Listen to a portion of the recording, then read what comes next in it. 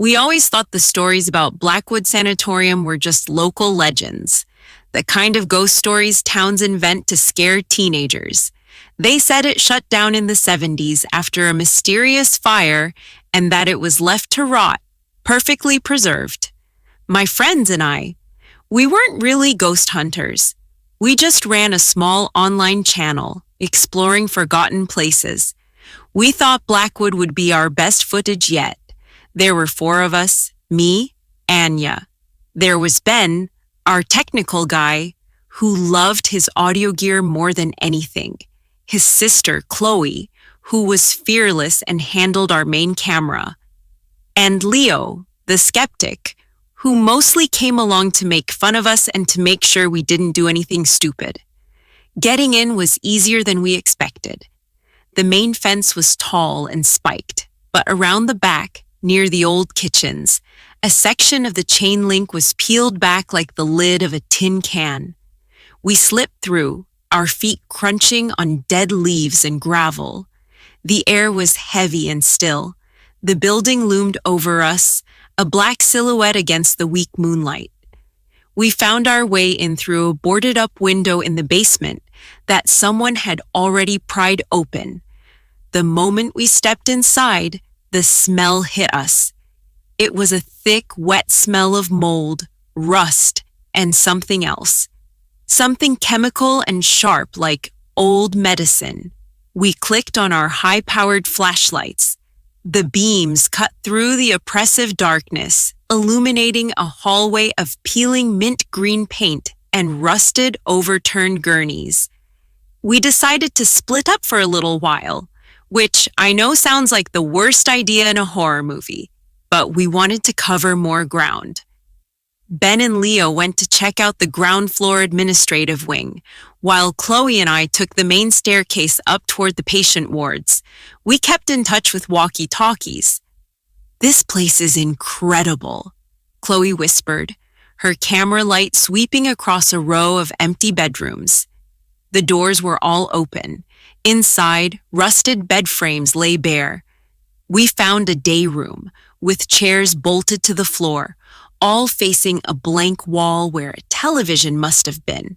But the creepiest part was the 3rd floor. It wasn't on the original blueprints we'd found online. It was the children's wing. The walls here were painted with faded murals of cartoon animals, but their smiles looked menacing in the dark. We kept moving, and that's when we found the door. At the end of the hall, a heavy metal door.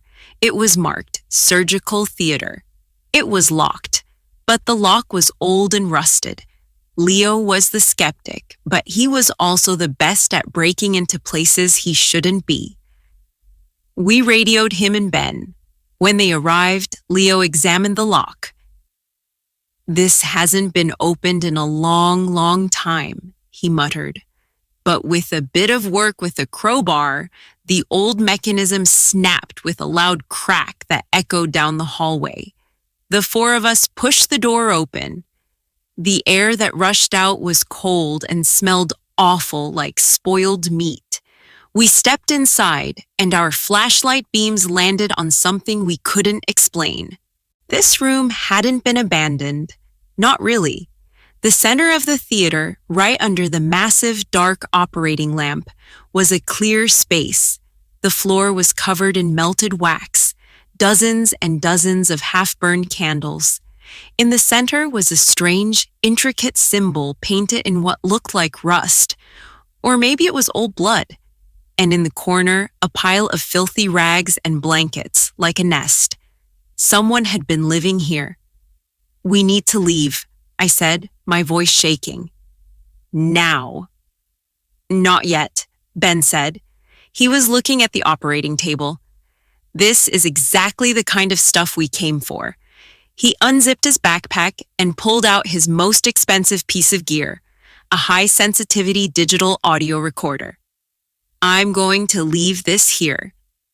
It's motion activated. If anything makes a sound, we'll catch it." I hated the idea, but the others agreed. We left the recorder on the steel table. aimed at the strange symbol, and we backed out of the room, pulling the heavy door almost closed. We decided to explore the morgue in the basement while we let the recorder soak. The morgue was just as unsettling. Rows of body storage lockers, some of them hanging open like empty mouths. But it was just old, dead decay. It didn't feel active, not like the surgery theater. After about 30 minutes, we went back up. The air on the third floor felt different, colder. We walked down the hallway to the theater. "Ben, get your recorder. Let's go," Chloe said. Ben pushed the door open. We shined our lights inside. The room was empty, just as we left it. But the operating table was bare. The audio recorder was gone. A cold dread washed over me. "Okay, that's it," I said. "I'm done. We are leaving." "No!" Ben was frantic. "That thing cost $1,000. Someone is in here with us."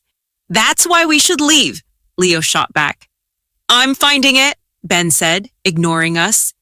He stormed out of the room and started checking the other patient rooms, yelling, "Hello, very funny, give it back." "Ben, shut up," Chloe hissed, running after him. Leo and I stood in the hallway, our lights dancing nervously. And then I saw it. At the far end of the hall, in the doorway of the last patient room, was a small, dark object. It was Ben's recorder. "There," I whispered, pointing. Ben stopped yelling and stared. He walked slowly toward it. He bent down and picked it up. He looked angry, thinking one of us had played a prank. "Who did this?" he demanded. "Nobody, man. Let's just go," Leo pleaded. Ben, trying to prove a point, held the recorder up. "It's motion activated, right? So let's see who the thief is." He pressed the play button. At first, there was just static. Then we heard the sound of our own footsteps, our muffled voices as we left the surgical theater. Then, silence. A long, heavy silence. We all stood there, breathing quietly, listening to the recording of an empty room. And then a sound came from the recorder, a low, wet cough. We all froze. On the recording, we heard a dragging sound, the sound of something heavy being pulled across the floor. Then a whisper, a voice that sounded like grinding rocks. It said, "New." "They're new." Another voice, higher pitched, giggled on the recording. "Are they here for treatment?" Ben's hand was shaking. He fumbled with the recorder, trying to turn it off, but he dropped it. It hit the floor and the speaker crackled. And from the same room at the end of the hall, the room where the recorder had been, we heard a sound in real time. A slow, deep laugh. A figure stepped out of the darkness. It was tall and thin, wearing what looked like a stained, old-fashioned doctor's coat. Then another figure, shorter, wearing a filthy nurse's uniform. And a third, a large man dragging a heavy piece of pipe. They weren't ghosts. They were real. And they were standing between us and the staircase. "The doctors are in," the tall one whispered. His voice was the same one from the recording. "You're late for your appointments." We didn't wait. We ran. We turned and sprinted back the way we came, back toward the children's wing. We heard them running behind us, their footsteps heavy, the pipe dragging and scraping on the floor, sending sparks into the darkness. "The window!" Chloe screamed. "The basement window." We scrambled down the main staircase, nearly falling over each other. We could hear them right behind us, yelling things that didn't make sense, things about medicine and the cure. We burst into the basement, back into the hallway where we'd first entered. The window was a square of pale moonlight 50 feet away. We ran for it. Leo, who was in the back, screamed. I looked back and saw the large man grab him by the shoulder. Leo twisted, punching the man in the face, and scrambled away. Chloe went through the window first, then me. I turned and helped pull Leo through, his arm bleeding where the man's fingernails had dug in. Ben was right behind him. We fell out onto the gravel outside, gasping, cutting our hands on the broken glass. We didn't stop running. We didn't look back until we were through the fence and tumbling into our car. Ben fumbled with the keys, his hands shaking so violently he couldn't get the key in the ignition. "Drive," Chloe screamed. He finally jammed it in. The engine roared to life. We sped down the dirt access road, tires spinning in the mud. I looked back at the sanatorium. For just a second, I saw them. The three figures standing at the broken basement window, watching us go. We never went back. We deleted the footage. We threw the audio recorder into a river. Blackwood Sanatorium wasn't just an abandoned building. It was a home, and we had trespassed. We weren't explorers. We were just the ones who got away.